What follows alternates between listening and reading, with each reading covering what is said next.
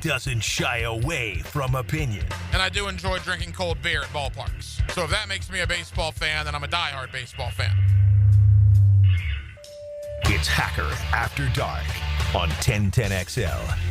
And a very good Tuesday evening to you, Jacksonville. It is Hacker After Dark, 1010XL 92.5 FM with Dylan Denmark. The Hacker Ryan Green with you. Glad you are with us on this Tuesday evening, a Tuesday evening in which we have brand new college football playoff rankings. We're getting to the point now where these things are starting to mean a little something, particularly because it's the first time we've ever had a 12-team playoff. Keep in mind, there's only 2 weeks to go in the college football regular season. Then you have championship Saturday, and then the selection show where 12 teams will make the first 12-team college football playoff. We'll go over the rankings with you in just a bit. The Jaguars, again, on a bye week. Another day has gone by, and no news out of Jacksonville. Well, check that. I guess they activated Keelan Robinson, and they put Gabe Davis on IR. That was the big news coming out of the Miller Electric Center. But I had a thought on the Jaguars that we will begin with in a moment. Guest lineup looks like this. Mark Long of the Associated Press. Love talking ball with Mark. We'll talk Doug Pederson. We'll talk Trent Baalke, Shad Khan, and more with Mark Long of the Associated Press. Mark was the guy that asked Doug Pederson yesterday, were you the one that told Shad that this is the best team ever? We'll play that little interaction for you, and Mark will join us coming up in about 15 minutes or so. Also, Jesse Simonton, college football columnist, joins us at the top of the 9 o'clock hour to talk Florida, Ole Miss, a little Billy Napier, Florida State, Georgia, Miami as well. So it's all football all the time in hour number one. We'll begin with the Jaguars and Mark Long. That comes up in less than 15 minutes. As we said, we're glad you're with us on a Tuesday. Every night here on Hacker After Dark, we do kick it off with a big deal of the night. And Dylan Denmark, let's do that right now. Time now for the big deal of the night. What's the big deal? What is the big deal? No big deal. It is a big deal. On Hacker After Dark. I want you to go back in time with me for a moment.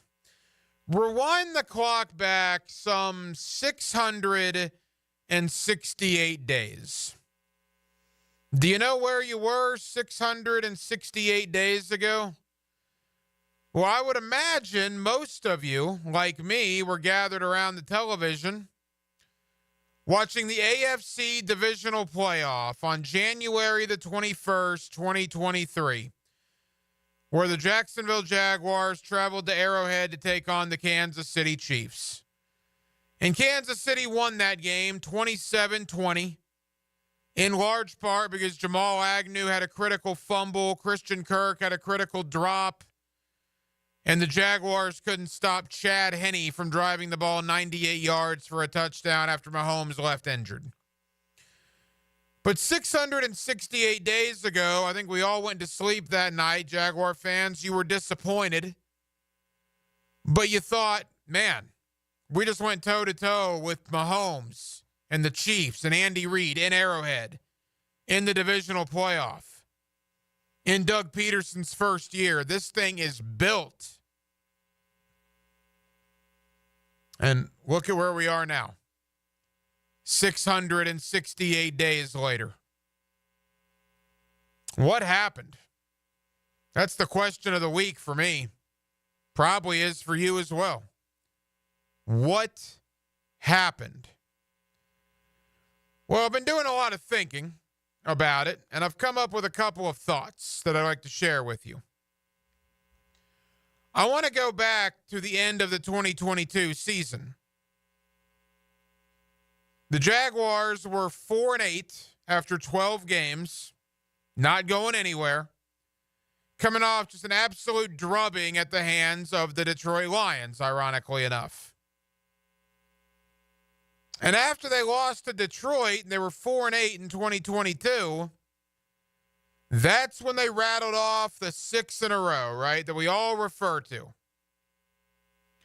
Yet if you look a little deeper at that run, that made us all think the Jaguars were built. Obviously, it was fool's gold in hindsight. Well, let's think about it.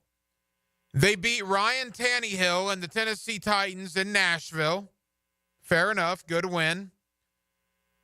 They came home and beat Dak Prescott and Dallas in overtime, but keep in mind, Dallas scored 34. And the reason Jacksonville won the game is Dak Prescott had a ball that hit his receiver right in the hands, bounced off his hands right into the arms of Rayshon Jenkins that was returned for a pick six. But they beat Dallas. Admittedly, Dallas scored 34, but they did win the game. After that, they beat Zach Wilson and the New York Jets on a Thursday night in New York. They beat Davis Mills and an awful Houston team without C.J. Stroud. He hadn't been drafted yet. And they came home in the AFC South Championship game to beat Josh Dobbs and the Tennessee Titans. Josh Dobbs, who was the Titans quarterback for all of 12 days before coming here to play the Jaguars. That was that winning streak. Ryan Tannehill, Dak Prescott, Zach Wilson, Davis Mills, and Josh Dobbs are the quarterbacks that you beat to get into the playoffs. You did beat Herbert, right? In one of the greatest collapses in NFL postseason history. Chargers up 27-3 and blew the game. And then they go toe-to-toe with Mahomes and lose in the divisional round. After that season, the Jaguars did nothing. Remember, they didn't add any free agents. They ran it back. Their one addition was a trade where they brought in Calvin Ridley. So the 2022 team and the 2023 team were very similar. 21 starters returned. The only one that left was Jawan Taylor, and you brought in Calvin Ridley. Jaguars start 8-3, completely collapse, miss the playoffs. Only the sixth team in NFL history to start a season 8-3 and miss the postseason. And now here we are in 2024, 2-9, worst team in football, coming off a 52-6 just demolishing at the hands of Detroit. And the Jaguars have now lost 14 out of 17 games. What happened? Well, I would give you the argument after thinking about it that the Jaguars were just simply not as good as we thought they were when they went on that run in 2022. When you put in context who they beat in that run to get in the postseason, the awful, awful quarterbacks they beat in that run to get into the postseason, the fact that it took a Charger collapse of historic proportions to win that wild card game, the Jaguars just simply were not as good as we thought they were. They start 8-3 last year. Well, who were those 8 wins against, right? They beat Indianapolis twice. Indianapolis, mind you, who had Gardner Minshew. Tennessee was in that mix. Tennessee was awful last year. That was one of the wins, right? You beat an awful Atlanta team with Desmond Ridder. A lot of those 8 wins last year that started 8-3 were against bad competition. Now look, the Jaguars did go to the divisional round of the playoffs 668 days ago. They did start 8-3 last year. It's the NFL. It's hard to win. But if you honestly take a look at the teams they beat at the end of 22 and the beginning of 23, a lot of those teams, not all, but a lot of them, had horrific quarterback play or just simply weren't very good. At this point, guys, it's obvious. If you're looking for answers as to what happened, to me, it's obvious. Fool's gold. The fans, the media, the organization, the GM, the head coach, the owner, all of us, the collective we, thought the Jaguars were a heck of a lot better than they actually were. That's my only logical explanation. We all are in this together. We just thought the Jaguars were a heck of a lot better than they actually were. They beat up on bad competition. They beat up on bad quarterbacks for the most part. And we all believed it was built when the reality was that it wasn't anywhere close to being built. Not anywhere close. 668 days since the Jaguars played the divisional round at Arrowhead. And they have gone from that moment to being the worst team in football. How does it happen? Fool's gold. The Jaguars were never as good as we believed them to be back in 2022 and the beginning of 2023. Point blank, period. We were wrong. The organization was wrong. The entire assessment of that team, inside that building and outside that building, was wrong. And unfortunately, because we were all wrong, that's why this shock value is what it is. This team is terrible. But maybe we shouldn't be that surprised, because they weren't terrible at the end of 22 and the beginning of 23. But clearly, they were not as good as we thought they were. 641-1010 on the text line, designed by Lifetime Enclosures. Your thoughts welcome. The college football playoff rankings have been released tonight. The top four, the four teams that would get a bye in the playoffs: Oregon 1, Texas 2, Miami 3, Boise State would get a bye at number 4. How about that? Your 5-12 matchup would be BYU traveling to Ohio State. Your 6-11 matchup would be Georgia traveling to Penn State. Whew, that'd be something. Your 7-10 would be Ole Miss traveling to Indiana. Again, must win for Ole Miss in Gainesville on Saturday. They lose, they're out of the playoff.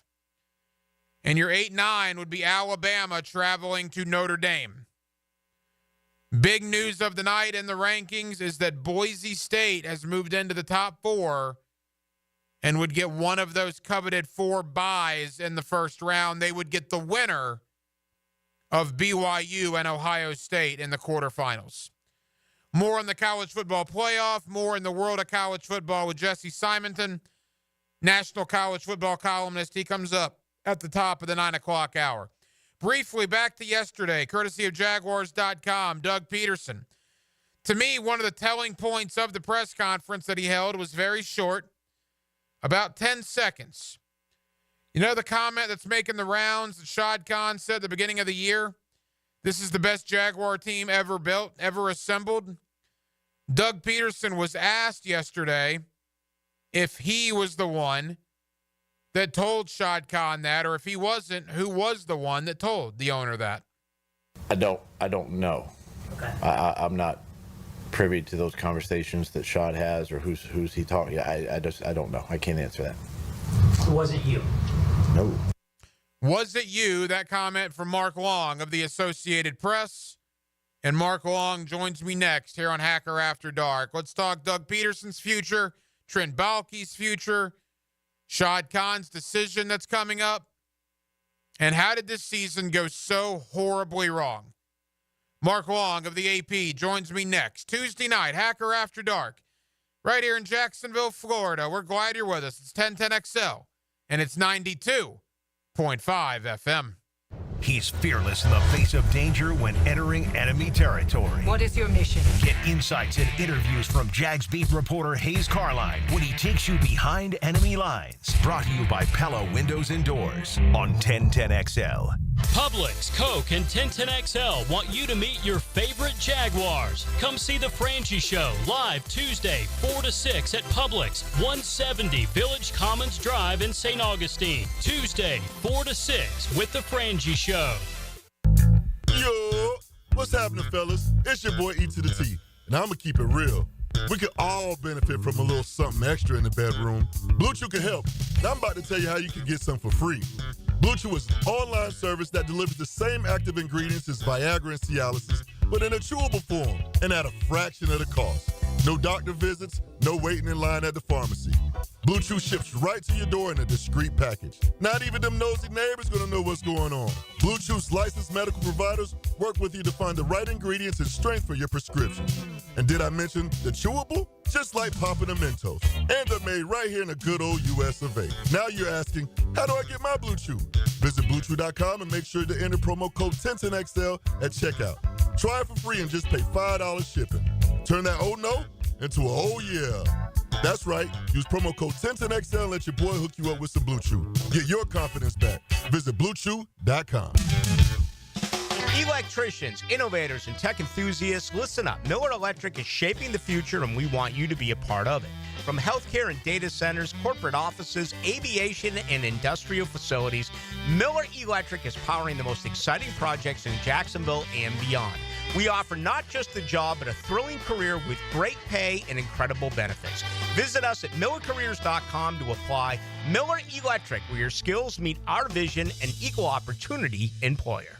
Get down to the bank Sunday, December 1st, when the Jaguars go head-to-head with division rivals, the Houston Texans. You won't want to miss our My Cause, My Cleats game, when your favorite players get to champion causes close to their heart by wearing custom-designed cleats.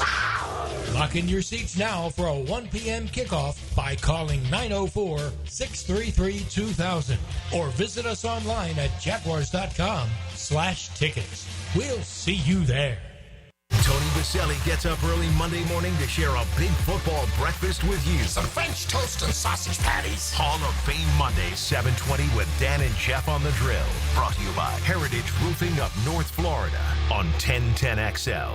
Blue for Shinatri Chiropractic. They've helped me get rid of my headaches and pain in my neck and back. Are you suffering from an auto accident? What about TMJ pain? Headaches associated with jaw clenching, grinding of the teeth, or stress-related disorders? Shinatri Chiropractic has a physical therapist on staff for rehabilitation, quality chiropractic care, dry needling, massage, and acupuncture. Call 743-6700 or go to ShinatriDC.com. Bueller Air and Plumbing presents Are You Cool? Our first contestant, a stay-at-home gymnast from Jacksonville, Florida, it's Gwendolyn Pierce. Thank you, Monty. I don't know who installed my air conditioner, but it hasn't had a tune-up in over 3 years. Am I cool? Let's ask our expert judging panel. Judges? I'm sorry, Gwendolyn. You're not cool. Johnny, tell her why. That's right. To keep your air conditioner performing at its best, you need a skilled technician to check your pressures, voltages, and air filters in the fall and the spring. At Bueller Air and Plumbing, our club members get 2 free visits a year to make sure that you are cool. Can you tell me if my haircut is sexy? You're better off not asking. Stay cooler with Bueller. Visit BuellerAir.com. Mia here for MyBookie. Our listeners have been killing it in a year full of surprises. MyBookie is the one book that's got your back. No fluff, no second guessing, straight up action. Does your other sports book pay out when you push on a bet? MyBookie pays you back. And if you're new to the game and not sure where to start, we've got you covered. Step 1, use our promo code 1010XL. That will double your bankroll with a 100% deposit bonus right from the jump. Here's a pro tip to get you rolling. The NFL teams with powerhouse offensive lines are dominating the run game this year, and betting game total unders has been printing money. Stack that with MyBookie's Risk-Free Thursdays. Why wait? That's right there, a new risk-free odds boost every Thursday. To find the bet, click the Bet Boost tab and scroll down. If it hits, you win. If it doesn't, MyBookie refunds your money. Sign up now and get your double deposit bonus with MyBookie, the best sign-up bonus for Florida bettors. Bet anything, anytime, from anywhere with MyBookie. Get Gators play-by-play on 1010XL. Brought to you by Farah and Farah, exclusive injury law firm of the Jacksonville Jaguars. And Renewal by Anderson, custom windows and doors. Proud partner of the Florida Gators. It's a game 80 years in the making.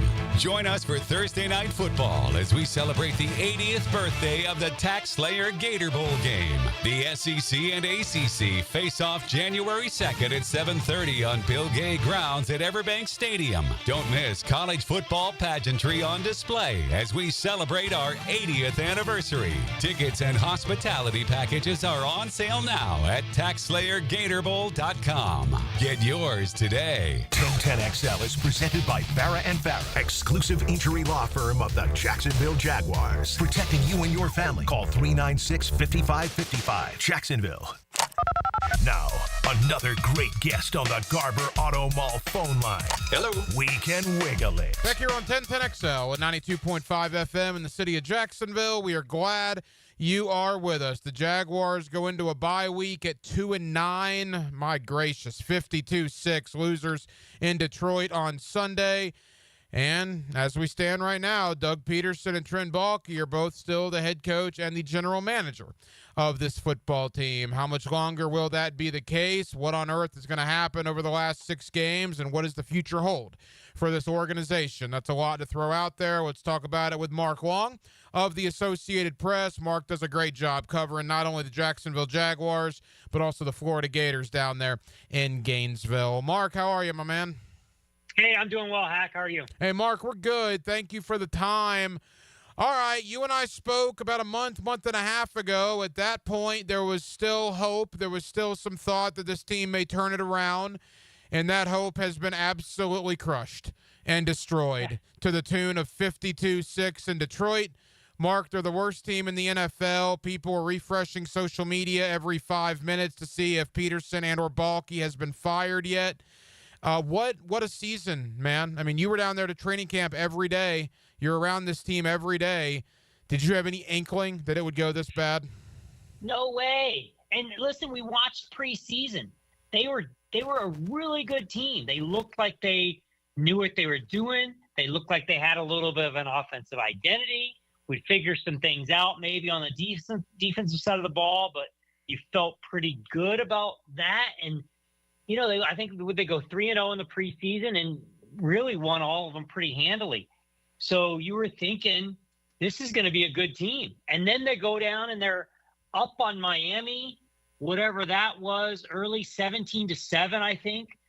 And that Travis Etienne fumble, man, that Travis Etienne fumble going into the end zone, 2 yards shy of pay dirt, and it just changed everything. They lose that game. They lose at home against Cleveland the following week. Get beat down at Buffalo.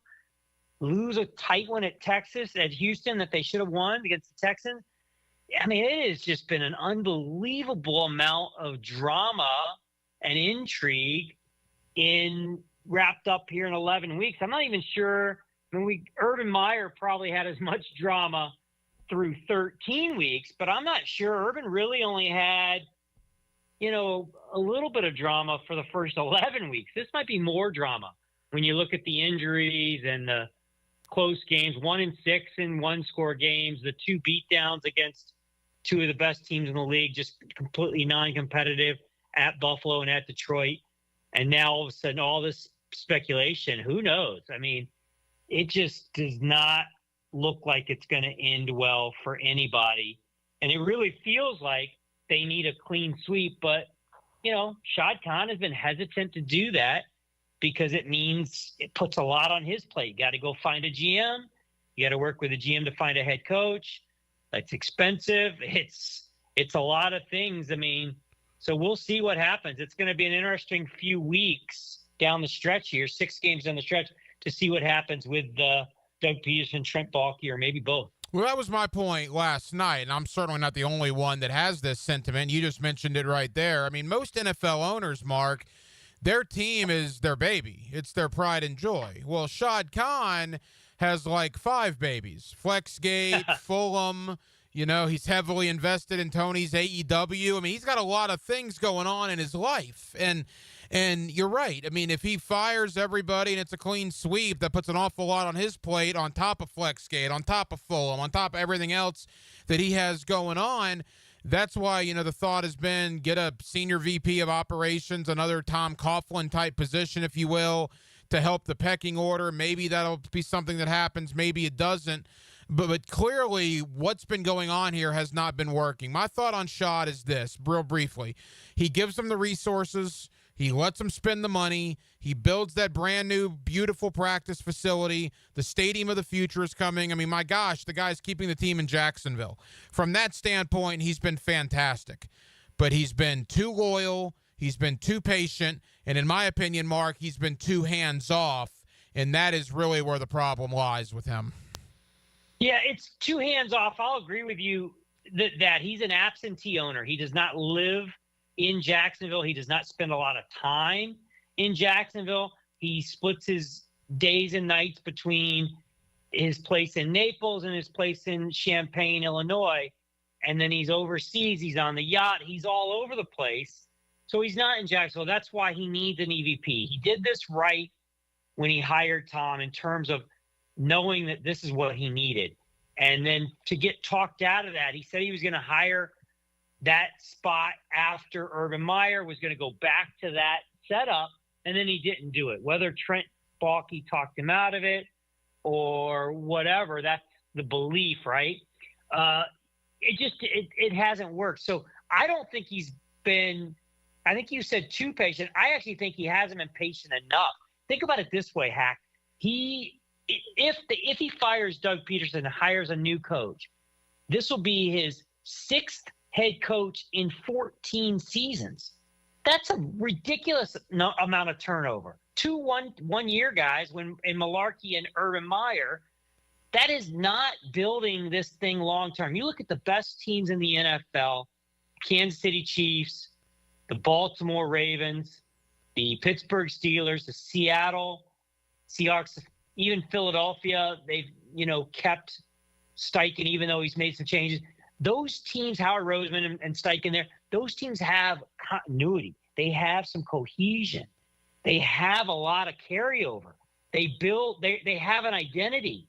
They draft to the identity. They add in free agency to the identity. They coach to the identity, and then they go play to the identity. What's the identity in Jacksonville? You got these nice shiny toys all over the place and more to come with the stadium, but where is your on-field identity? The Jags don't have an identity on offense. They don't have an identity on defense. They don't have an identity when it comes to, uniform combinations.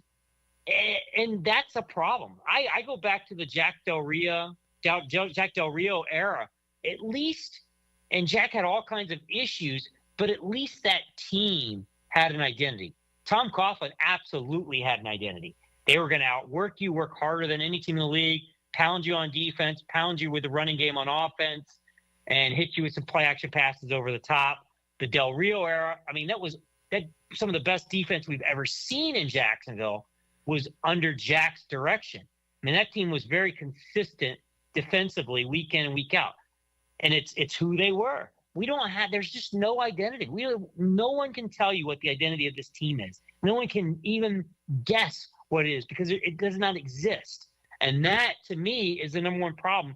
But I don't know that you build that by firing Doug Pederson and firing Trent Baalke and starting over.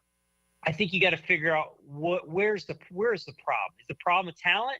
Is the problem coaching? You talk to 5 different people in the building, and you're probably going to get 5 different answers. Some people think it's talent. Some people think it's coaching. Some people think it's a mix of both. I'm probably in that camp where I think it's a little bit mix of both. But when you look at that 52-6 beatdown, 46 points, 46-point differential that could have been 70-6, right? It was a pick your score game for the Lions. That looked like a talent issue. Yes, there was a little bit of giving up at the end, but ultimately, when you watch those two teams play, it looked to me like the Jags didn't have even close to the talent as the Lions. Couple more from Mark Long of the Associated Press. You make a good point with the number of head coaches and the number of years. My only pushback would be the Malarkey thing was weird because Malarkey got hired like a month or two after Shad took ownership. I almost think that might have been more Gene Smith than Shad making that hire.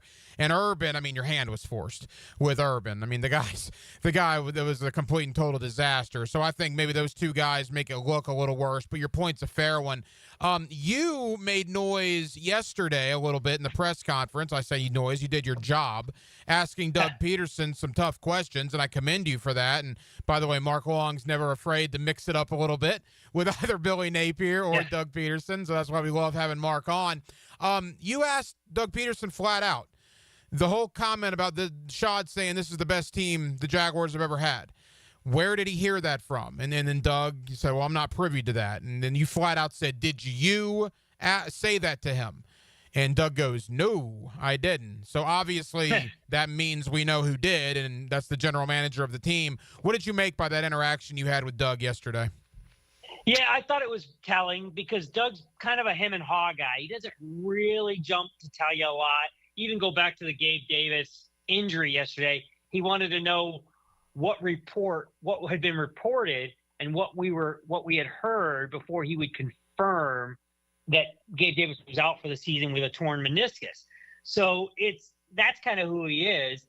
And for him to fire back so quickly that, no, not me, that didn't come from me. I never told the head coach that this was the best team ever assembled.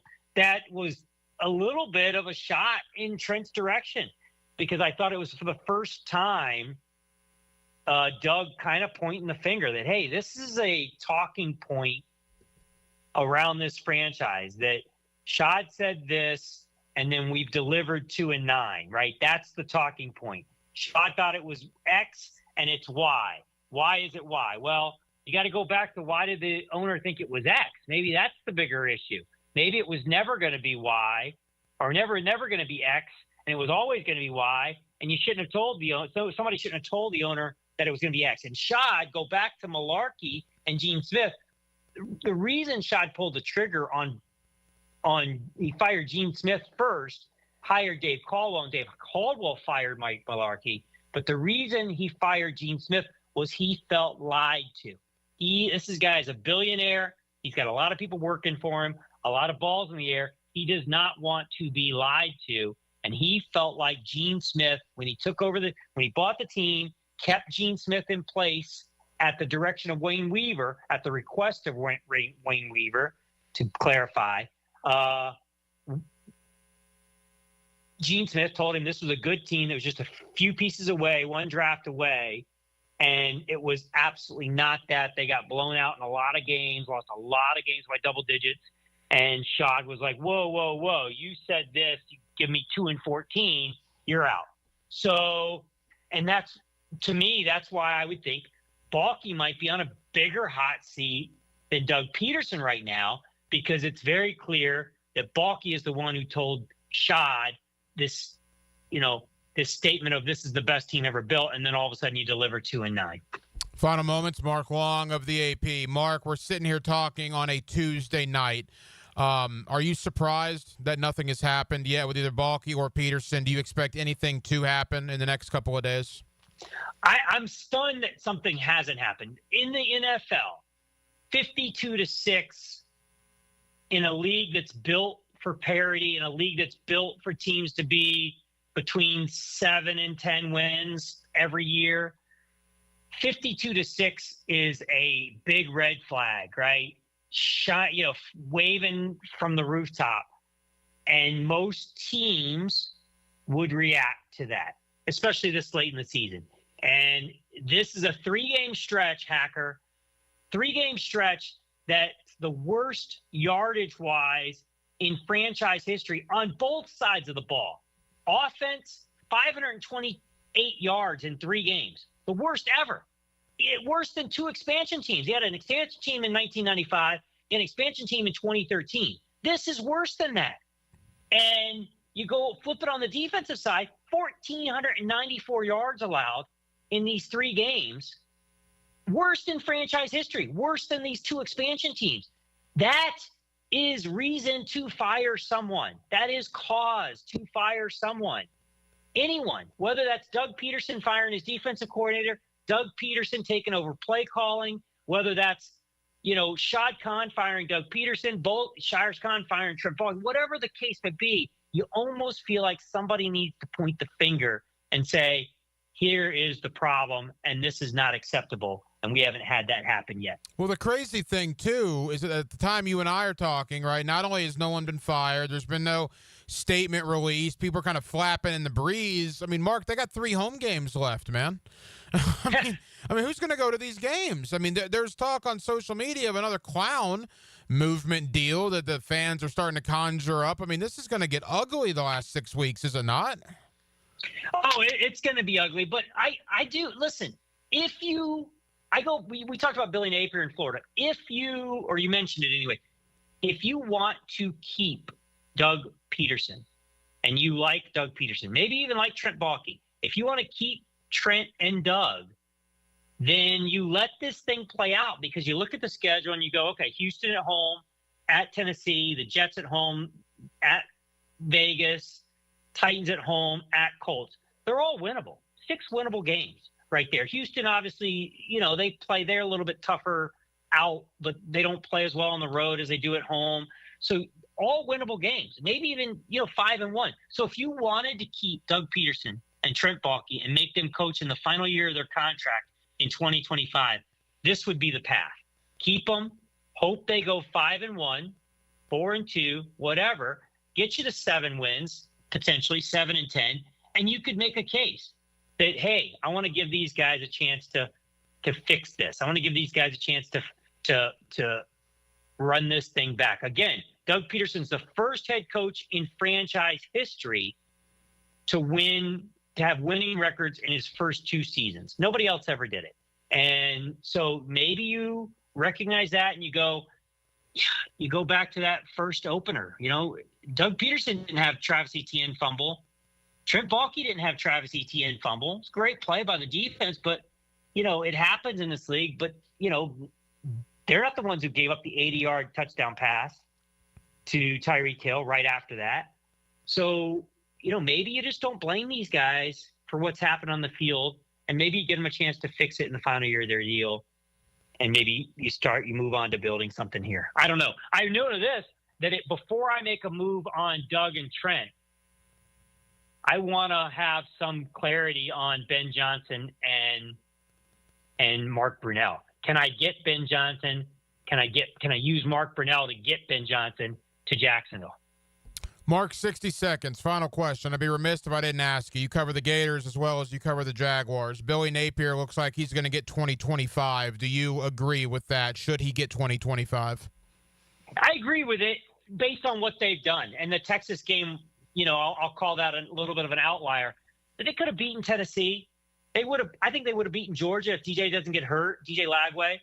And then what they did Saturday night in the swamp against LSU, that was fantastic. That team has fought for Billy Napier. It's a young team. 70% of their NIL is going to freshmen and sophomores. It is built for 2025 and 2026. I think you give Billy, at least give him a chance to do it. And the financial hit was too much anyway. So you give him a chance and see what happens. Mark Long of the AP, covering the Jaguars, covering the Gators, always kind enough to take time out for us here on Hacker After Dark. Mark, I know you're busy, brother. Thank you, man. We'll talk again soon. Sounds good. I appreciate you.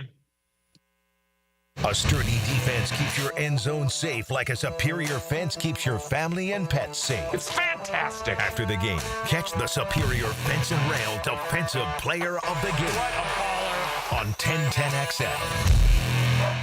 Blue here for the Blue Crab House, located right off of San Jose. It's on Jewington Creek Road. They've been around since 1996. Indoor-outdoor dining. Also, takeout is available at the Blue Crab House. Open 4:30 to 9, Tuesday through Saturday. Sunday, noon until 9. Remember, Tuesday, $2 margaritas. Wednesday, $1 oyster night. How about the blue crabs? How about my personal favorite, the Canadian snow crabs? Whatever it is that you fancy, you get it right there. The Blue Crab House. When it comes to selling your home, it can be stressful. Take the stress out with my friends, Chad and Sandy Newman. Maybe you're worried you won't sell your home for the price you need. How's this for a guarantee? Chad and Sandy guarantee your home sold at an agreed-upon price and deadline, or they'll buy it. No required costly repairs. Pick your move date. There are no long-term contracts, and you can cancel at any time. Mortgage rates are down, creating more active buyers and sellers. And if you've been waiting, now is a great time to sell your home. Take Kim in Palm Coast. I needed to move closer to family ASAP, but I had to sell my Palm Coast home first. I tried and failed with another agent. So my family said, you got to call Chad and Sandy. Well, sure enough, as promised, Chad and Sandy did it. They sold my home in 3 days, above asking price. Call the local Jacksonville experts I trust and recommend. Call Chad and Sandy today at 904-414-6200 or go to chadandsandy.com. That's Chad, ANDSANDY.com. Hacker here for Awaken 180 weight loss. Awaken 180 weight loss. You know, I had a Thanksgiving deal with Little Hack at his school today. Took a photo of him, put that photo on social media, and the response was awesome. Hack, you look great. Hack, I can't believe it. Hack, Awaken 180 this, Awaken 180 that. That response is vastly different than when I used to post photos 8-9 months ago. All right, a lot of negative comments. Look, I get it. You know, it was what it was. I was way, way, way overweight. I got on Awaken 180 weight loss. I've lost 110 pounds since the end of February. 110 pounds. Best weight loss program I've ever been on. Results speak for themselves. Guys, if it's time in your life to drop some weight like it was for me, take it from somebody that's down triple digits on this program. Go to awaken180weightloss.com, awaken180weightloss.com.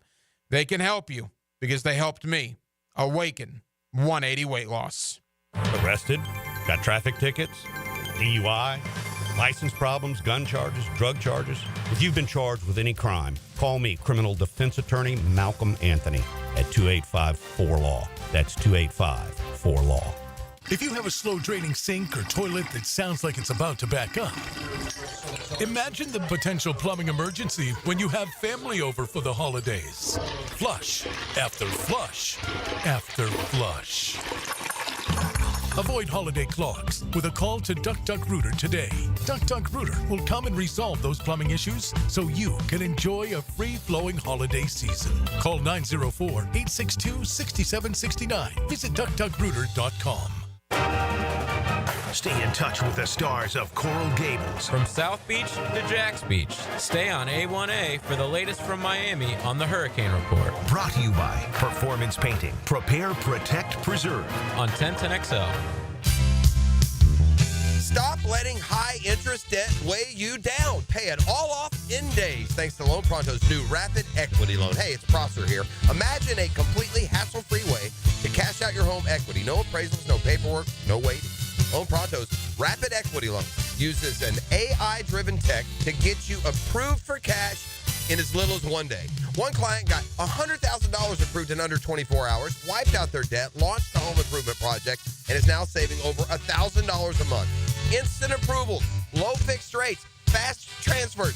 Get cash to consolidate all your debt and get a fresh start for the new year. Call Loan Pronto now and see how much you qualify for. Imagine this time next week, you can be credit card debt-free. Call 904-999-1508 or go to loanpronto.com. That's 904-999-1508 or loanpronto.com.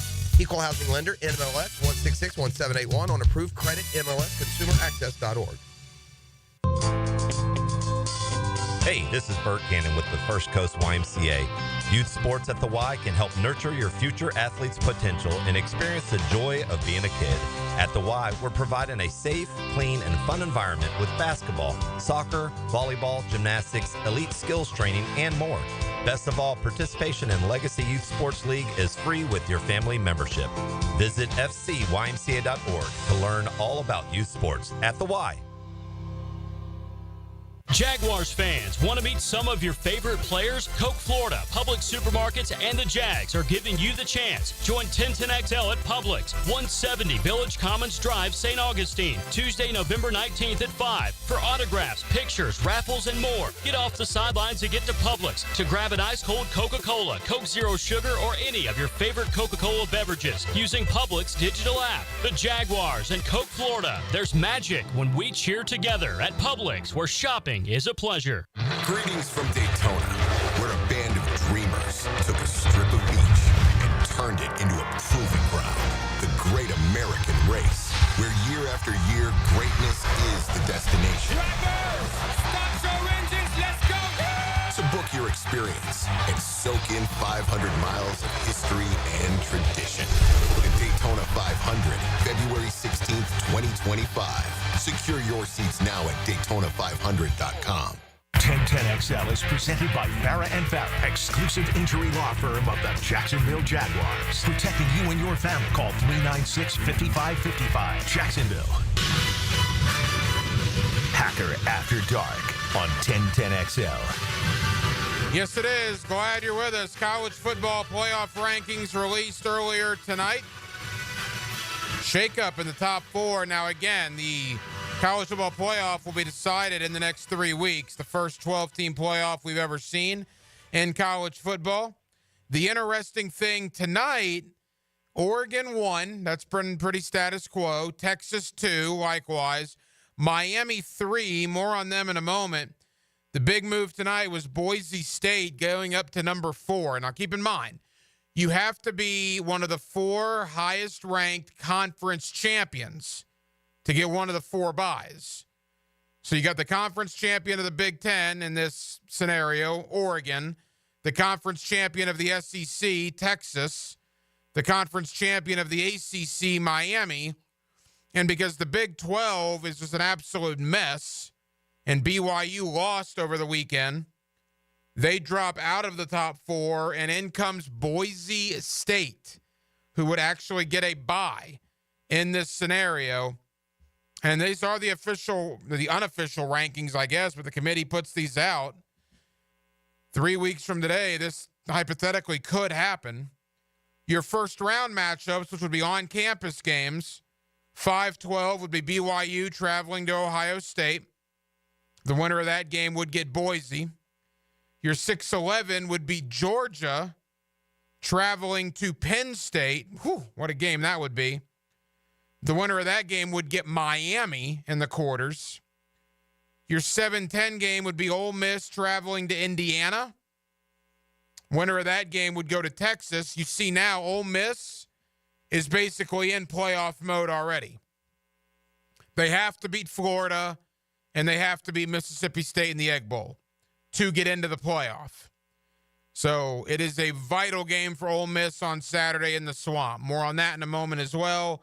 And your 8-9 game would be Alabama traveling to Notre Dame, and the winner of that game getting Oregon in the quarters. Denmark, you've seen the bracket that was released earlier tonight. Your initial reaction to it? Not surprised by a lot. I guess the only surprising thing would be Tennessee's left out. So I kind of wanted to know what they thought about Tennessee after that loss to Georgia. But I mean, nothing's really sticking out. BYU lost to Kansas, which, by the way, that game was a 2.5-point favorite. So that kind of goes to show you. I'm not one of these people that believes that whatever happens with Vegas is what the college football playoffs should do, but it should be somewhat of an indicator in the back of your mind of what you think this team can do. BYU was a 2.5-point favorite over Kansas and lost. And whoever wins that Big 12 title game between them and Colorado, which probably will be the two teams, that team's going to get into the playoff. But just the conference champion getting in automatically is just dumb to me. I mean, you have a lot of good teams that could potentially be out because of the way this bracket's set up and how much parity that the SEC has on that, how they've beaten everybody up, beat each other up rather. And Indiana didn't play any of the Big Ten teams that are at the top half. Not their fault. Well, they're about to on Saturday. Yeah, well, they're only going to play one. Their best win is Michigan, who is in the bottom 7 of the Big Ten rankings. Yeah, but again, if Indiana beats Ohio State, then there's no issue there. If Indiana loses to Ohio State, they're probably not getting in anyway. Well, I don't know about that. That you're drawing the line of how is the loss? Is it a blowout? And then what is a blowout? How does it look? Yeah. All right, now here's a question for you. What they're saying on Rocky Top tonight. Tennessee with 2 losses is the first team out. Alabama with 2 losses is comfortably in as the 9. Tennessee beat Alabama head-to-head. Does Tennessee have a gripe? Yeah, 100%. All these matchups, and again, this shouldn't be why you're in the playoff. Every SEC team that's supposed to projected to play in that first round is a favorite, a road favorite by 1.5. Well, let's look at this because I want to talk about Miami and Ole Miss here in a moment. Again, Jesse Simonton, national college football columnist, joins me coming up in about 15 minutes, a little less than that, so we got to go quick. What a scenario this would be for Ohio State. They're the 5, so they would get a home game against BYU in this scenario. And if they beat BYU, which they would in Columbus, they then would get Boise State in the quarters. So Ohio State would have to go BYU and Boise to get to the semifinals. Quickly to Miami. Their mulligan's gone. They lost their mulligan when they lost to Georgia Tech. It's pretty obvious based on this and based on no SMU and obviously no Clemson that the ACC is going to be a one-bid league. Miami's going to have to win the ACC. And if Miami were for some reason to stumble against Wake Forest or Syracuse, or were to lose to SMU or Clemson, I suppose, in the ACC title game, they're not getting in. So I think at this point, Denmark, Miami is going to have to win the ACC championship game to get into the college football playoffs. Yeah, I mean, that's kind of been the opinion for most of the year. They had a shot to get 2 in with Miami being undefeated. Yeah, that's my thought. If they were undefeated, but their mulligan's gone. Now that they lost, I mean, the ACC's not good. And they shouldn't lose. Miami shouldn't lose to Wake Forest. They do have to go to Syracuse, which is interesting. That's in the Dome up there to end the year, end the regular season. A team nobody's talking about is SMU. They're in the same boat. SMU's undefeated in conference play. Only one loss to BYU. So their only loss is to a team that's in the playoff. They'll have to win the ACC too. The ACC is a one-bid league. And then you have the rumors coming out and the talking points coming out from Lane Kiffin, I believe it was, that there are some SEC coaches that do not want to play in the SEC title game. Yeah, it's going to hurt you if you lose. When it shouldn't hurt you. And that's going to be a flaw in the committee. Because I agree with you. It might hurt you. For an example of this, Alabama with 2 losses right now is comfortably in as the 9 seed, according to the rankings tonight. But if Alabama goes to Atlanta and they lose to a Texas or whomever in the SEC title game and get their 3rd loss, does that knock them out? And maybe the better question is, should that knock them out? It shouldn't, but it probably will because there's too many teams that'll have 1 or 2 losses that'll jump them. Whereas Ole Miss, 2 losses, doesn't have to go to the SEC title game and would be in comfortably. That's a flaw in the system. If you play in a conference championship game and you lose it and that penalizes you in the hands of the committee, that's a problem that will be remedied by next year, I would think. That would be a flaw, would it not? Yeah, 100%. I mean, you look at some of these teams. I mean, Texas doesn't have a marquee win. Indiana doesn't have a marquee win. And you can, there's a couple, everybody else has a decent win on their resume. The playoff committee has always gone with the path of least resistance, other than not taking Florida State last year. And the reason they did that, they knew that was the precedent. It wouldn't matter because that would never happen again. Because it was the last year of a 14 playoff, so you wouldn't have to answer any questions about that. That was a one-time only deal. Yeah, and, I'll be interested to see. There's still a lot of ball to be played, man. 2 weeks, and you got the conference championship. As much as we want to sit here and put in our minds that, how we think the playoff is going to look, I still think there's going to be a lot of shakeup in the next couple weeks. You don't think conference champions should get the automatic bid? No, because not every conference is similar. It's not the NFL. This is not where you should get a home game in the NFL because your division is equal, like the NFC North compared to the NFC South. But you look this year, though, and again, it might be different, but just this year in particular with the Power 4, I mean, obviously the Big 12 would be the one you could argue, I suppose, with BYU and Colorado, although the winner of that game, assuming they only have 2 losses apiece, would probably be worthy of getting a spot. But like the ACC is going to either have a 1-loss team win the conference. Yeah, probably a 1-loss team win the conference if it's SMU or Miami that play. Or Clemson. Or Clemson's got 2 losses, but yeah, same idea. Clemson lost to Louisville and to Georgia. Oregon's undefeated. Texas only 1 loss. All of that's, I agree with you for this year, but there's going to become a time in the future, in the next couple of years, where you're going to have a team that has 3 or 4 losses in a conference title game, and they're going to find a way to win that conference title, and they won't be ranked.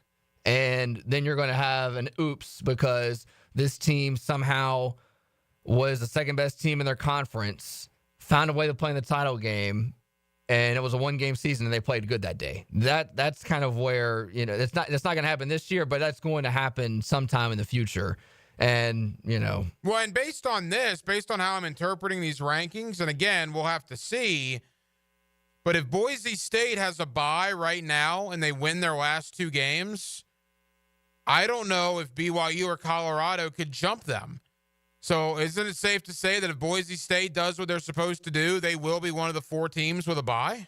Maybe. I mean, again, is there going to be enough left for Colorado and BYU, enough meat on the bone to jump them in the rankings according to the committee? I mean, Boise's 12, BYU's 14, Colorado's 16. So the committee could easily justify if they play each other and one team blows out the other, they could jump them. Yeah, maybe. I think Boise would have a heck of an argument if they were to drop, or somebody drops them by 4 spots or leapfrogs them by 4 spots.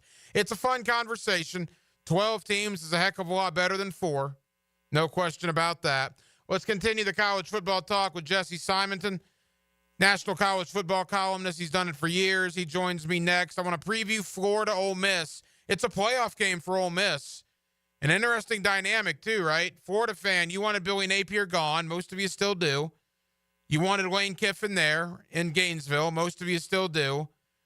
And yet Billy Napier could ruin Lane Kiffin's season if Florida pulls off the upset on Saturday. We'll talk about that. We'll talk a little Florida State, Miami, Georgia as well with Jesse Simonton, national college football columnist. He joins me next. Tuesday night, Hacker After Dark. We're at halftime. 1 hour down, 1 hour to go. Right here on 1010XL and on 92.5 FM. Duval! That's right, I'm Tommy Mack, and it's all about Duval and defense. Offense, special teams, baby! Check me out every Friday from 10 to noon on Jaguars Today. Brought to you by Renewal by Anderson Windows and Doors on 1010XL. Now you can watch 1010XL shows all day on X, Facebook, and YouTube. Brought to you by MyBookie. Experience Vegas from the comfort of your phone anytime, anywhere. Sign up today. Use promo code 1010XL. Jaguars fans, want to meet some of your favorite players? Coke Florida, Publix Supermarkets, and the Jags are giving you the chance. Join 1010XL at Publix, 170 Village Commons Drive, St. Augustine, Tuesday, November 19th at 5. For autographs, pictures, raffles, and more. Get off the sidelines and get to Publix to grab an ice-cold Coca-Cola, Coke Zero Sugar, or any of your favorite Coca-Cola beverages using Publix digital app. The Jaguars and Coke Florida. There's magic when we cheer together at Publix, where shopping is a pleasure.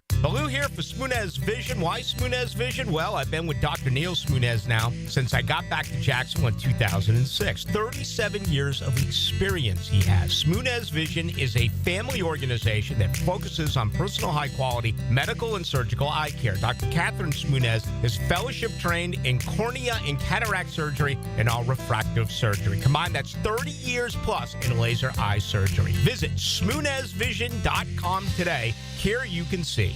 WJXL AM Jacksonville Beach. WJXL FM Jacksonville Beach. Jags fans, looking for the perfect activity around the holidays? We've got you covered with the inaugural Teal Trot 5K. The race takes place outside Everbank Stadium, Saturday, December 21st. We can't wait to see you there.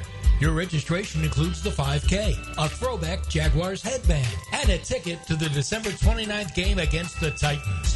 Visit Jaguars.com/Teal Trot to sign up today. It's a game 80 years in the making. Join us for Thursday Night Football as we celebrate the 80th birthday of the Tax Slayer Gator Bowl game. The SEC and ACC face off January 2nd at 7:30 on Bill Gay grounds at Everbank Stadium. Don't miss college football pageantry on display as we celebrate our 80th anniversary. Tickets and hospitality packages are on sale now at TaxSlayerGatorBowl.com. Get yours today. electricity. Attention skilled electricians. Are you undervalued at your current company? Time to step up to the bigger projects and better opportunities. Join the team at Miller Electric Company, a trusted name in the industry for over 96 years. At Miller, we tackle the biggest projects in the city, offering not just a job, but an experience, top-notch pay, unbeatable benefits, and the best working environments in the business. Please join the team that values your skills and rewards your hard work. Elevate your career to new heights. Apply today at millercareers.com, an equal opportunity employer. In its final year, we encourage you to help create great futures for young people when you run or walk at Mackenzie's Run, Saturday, November 23rd. Join Boys and Girls Club of Northeast Florida for a 5K and 1 mile fun run through the beautiful stadium course at TPC Sawgrass. Enjoy food, live music, face painting, family fun, and more at our Runners Village. Register at mackenziesrun.org. Mackenzie's 5K and Fun Run, November 23rd. mackenziesrun.org. Picking here with a message from Zero Res. You gotta just love this time of the year as we reflect on the things that matter most. Families, homes, the holidays, and of course football. They're very grateful for you all, the good people of Jacksonville, and they want to thank you. So get ready for the holidays. Book today, and Zero Res will clean your carpets for only $49 a room. Plus, they'll give you 25% off your tile cleaning. This one fills up fast, so book now on both carpet and tile. Zero Res, fill it forwards or backwards. It's the right way to clean. Here's your 1010XL First Coast Community Calendar. The Farm Share Thanksgiving Distribution Drive-Thru event is Saturday, November 23rd at the FSCJ Downtown Campus, starting at 8:30 a.m. until the food runs out. Call 328-6158. Join best-selling author, senior editor of The Athletic, and college football podcast host Jason Kirk for a discussion and book signing at Hendricks Avenue Baptist Church, Sunday, November 24th. Register for this free event at San Marco Bookstore. Fight skin cancer by playing golf at the Melanoma Research Foundation Golf Tournament, December 30th at Queens Harbor for a day of food and fun. To sign up, call 904-507-1401. City Rescue Mission has been providing food, clothing, and love for over 70 years to the homeless in Jacksonville. If someone you know is struggling, learn more about the City Rescue Mission at crmjax.org. You can find out how to share your community event at 1010XL.com. SportsForecaster.com has all the data you need to project tomorrow's winners. Register for free and track the performance of all your favorite players and teams, including all your fantasy team picks and prospects. Sports Forecaster has the most detailed player profiles on the web, precise depth charts, every transaction, every injury, every news update. No ranting or raving, no preening or barstool bluster. At SportsForecaster.com, you get the timely info you need for every game. SportsForecaster.com. Sign up for free today. Brackish Vodka, the official vodka of UNF Athletics, 100% made in Jacksonville, is available at all local liquor stores. Visit Browdy's, Total Wine, ABC, Shores, Golden, Zahara's, Golden Ox, and more. Drink our gluten-free San Francisco Spirit award-winning vodka and see why it's the smoothest vodka you can buy. When you drink Brackish Vodka, you support all of our local employees and all the money stays in Jacksonville. Drink Brackish Vodka and live life slightly salty. Proud partner of the Jaguars. 1010XL is presented by Farah & Farah, exclusive injury law firm of the Jacksonville Jaguars. Protecting you and your family. Call 396-5555. Jacksonville. Now, another great guest on the Garber Auto Mall phone line. Hello. We can wiggle it. Back here on 1010XL at 92.5 FM in the city of Jacksonville. We are glad you are with us. The Gators and Ole Miss, Saturday, high noon, Ben Hill Griffin Stadium in Gainesville. Of course, you'll hear the game right here on 1010XL as Florida coming off a huge win over LSU. Can they do it 2 weeks in a row and all but end Ole Miss's playoff hopes? Florida State back on the field, Miami with an important one, and the Georgia Bulldogs, they made their case for the college football playoff last week. Let's talk about all of it with college football columnist Jesse Simonton. He's always kind enough to join us here on 1010XL in Jacksonville. Jesse, how you doing? Doing all right. Appreciate you having me, Ryan. Hey, Jesse, we always thank you for the time. I've given you credit for the last month. I loved the analogy you used about Billy Napier the last time we had you on. Anytime you can reference The Princess Bride, it's a good thing by me. And you talked about the difference between mostly dead and all dead, like they did in that movie when it came to Billy Napier. And you were spot on because Billy was probably mostly dead the last time we talked, but then all of a sudden, beating Kentucky, really good showing against Georgia prior to the Lagway injury, and then last week beating LSU. And I got to tell you, Jesse, he's going to get 2025, so he's gone from mostly dead to alive and well, has he not? Yeah, I mean, mostly dead means you're still slightly alive, I believe is the phrasing there. And that's kind of where Billy stood then. And I think the one game that you kind of, didn't mention there was Tennessee. I mean, Florida should have beat Tennessee.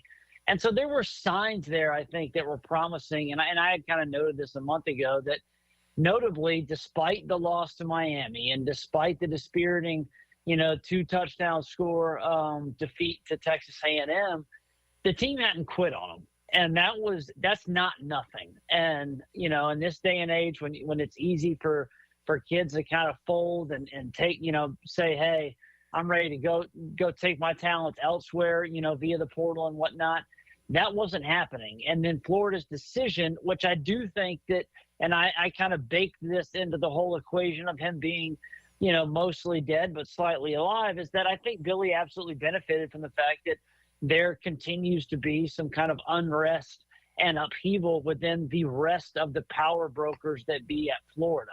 There's still an interim president. They're not, the interim president is the guy that hired him in the first place and doesn't want to be responsible for kind of making a final decision on the football program. That means Scott Strickland, who also, if Billy Napier were to be fired, would probably be on the outs as well. And so there were some dominoes that I think kind of lined up that gave him kind of this runway to coach his way back into 2025. And to his credit and to the team's credit, they were able to do that. I don't think they really have a chance this weekend. Frankly, just because I think Ole Miss is kind of humming now and it has started to really hit the throttle. But I wouldn't be surprised if you kind of see what they did versus not necessarily the same sort of replicable, outcome, so to speak. But I think that they went to that Texas game and they said, hey, huge emotional letdown after the Georgia game. Billy had just gotten the stamp of like, you get to come back. Lagway, is he or is he not healthy?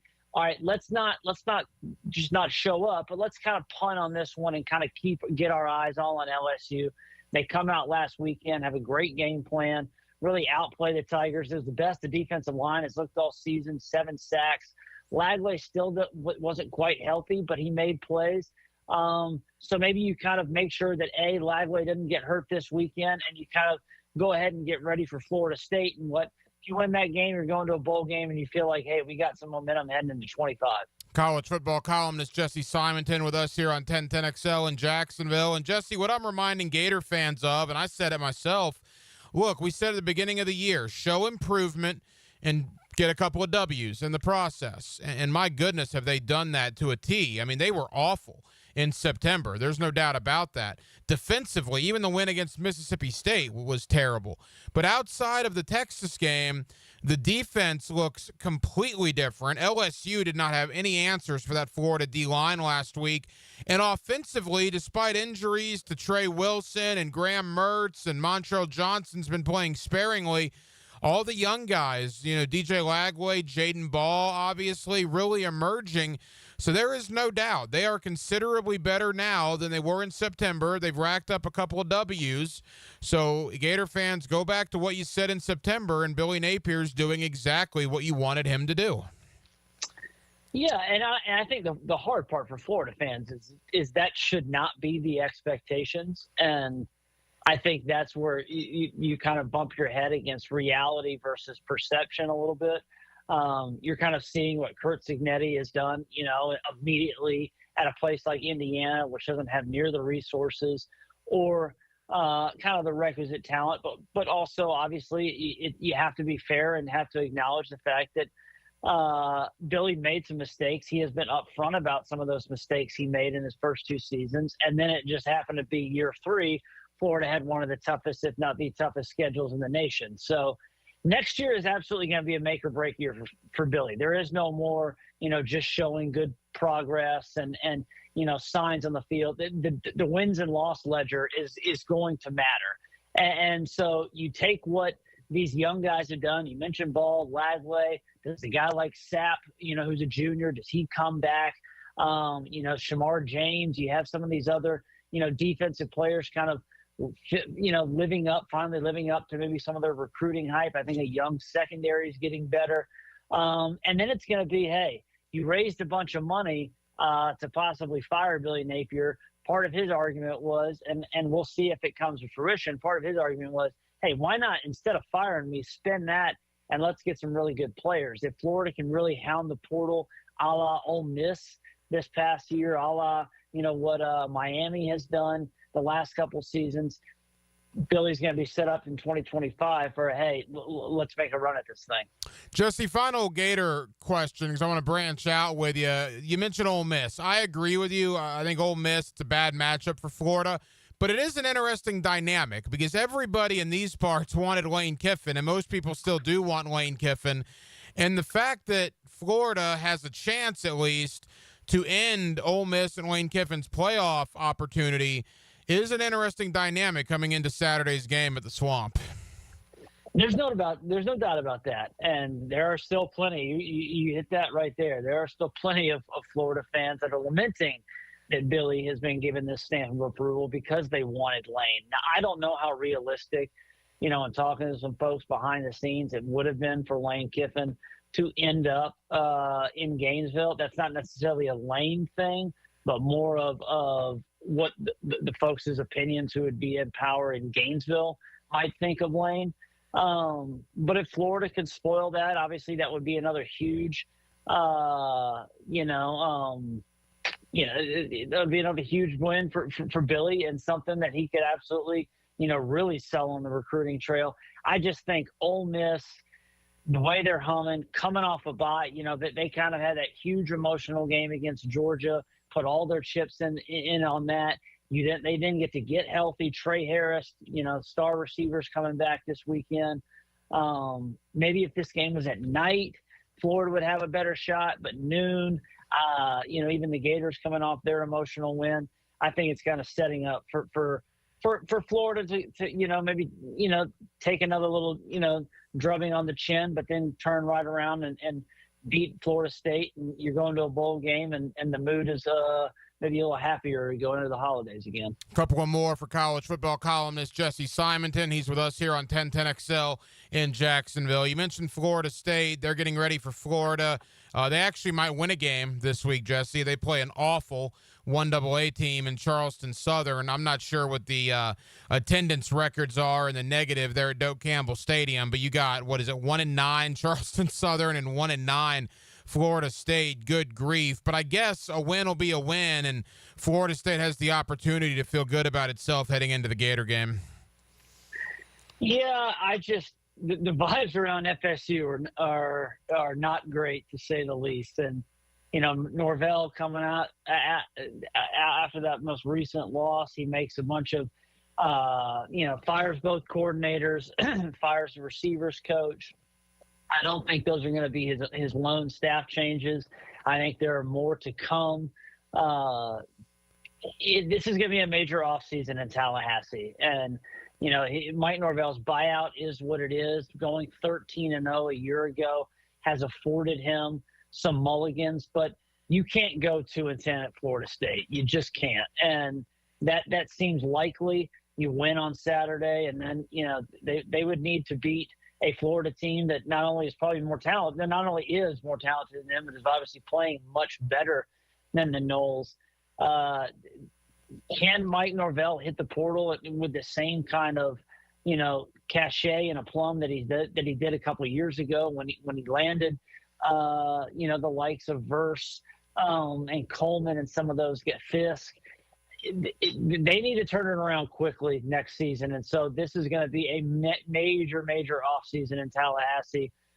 Who can he hire in terms of offensive coordinator? Will he give up some play calling? That's a similar question Billy Napier is going to be facing, even though he is coming back. Is Florida going to have a true play caller and not Billy Napier calling the shots a year from now? Mike Norvell is kind of undergoing a similar evaluation, and then he's got to hire some dogs in terms of recruiting coaches, because right now Florida State, just for the type of program and the talent rich state that the Sunshine State is, they're just not landing the requisite, blue chippers compared to the likes of even Florida, but Miami, Georgia, Alabama, these guys on that same kind of footprint. I'm surprised we're not hearing more of this. I think we will hear more of it next year. With what Deion's doing at Colorado and Norvell struggling, now I understand the buyout. I mean, that noise is going to pick up with Florida State fans and alumni if Norvell doesn't come out and start winning some games early next year, is it not? I think you're right. I think that's something that, it came out a year ago when Deion had first kind of entered the scene at Colorado, that, he was salty that he hadn't been considered for the job when Mike Norvell was originally hired at Florida State. But with the way Colorado's playing right now, and obviously Florida State struggles, that could be kind of the perfect union there where both things are happening to just kind of create this little whirlpool of noise. I will say this too. A lot of folks are still very uncertain, what Deion's future is even after this season. Is he going to stay at Colorado? Is he looking to jump to the NFL if an opportunity presents itself? It certainly doesn't seem like there's going to be another FBS job that he can maybe leapfrog up from Colorado, because right now schools are just so afraid of, the house settlement, the $20 million you're going to have to pay to your roster a year from now. That's why a lot of these schools, that they get another advantage Billy was able to kind of survive with, is that's why you're not seeing the Baylors and the Arkansas and the Floridas kind of make changes. They don't want to be the first ones. They don't want to be the guinea pigs. So I think you're going to see a heck of a ton of guys, on the hot seat, potentially fired a year from now. Even, does a guy like Brian Kelly, Lincoln Riley, Mike Norvell, these guys who have had some success, do they find themselves in the hot seat a year from now? Probably. Whereas a Deion, he doesn't have a landing spot to maybe leapfrog. So does he stay one more year at Colorado even after his son and Travis Hunter leaves, or does he try to find something in the NFL or elsewhere that he can parlay this magical season for the Bucs? Final moments. Jesse Simonton, college football columnist, with us here on 1010XL in Jacksonville. Jesse, it's interesting. The SEC championship game used to be the thing, right? Get to Atlanta, get to the championship game.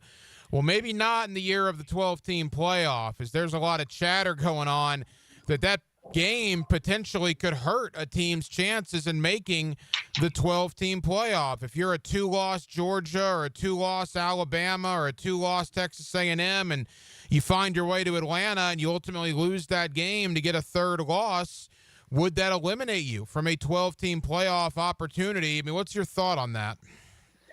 I think they'll be setting an awful, awful precedent if that happens. Now, there will be outstanding circumstances, I think, a la if Missouri had beaten South Carolina this past weekend and somehow found their way to Atlanta. If they ended up being a 3-loss team, I don't think they would really have a gripe.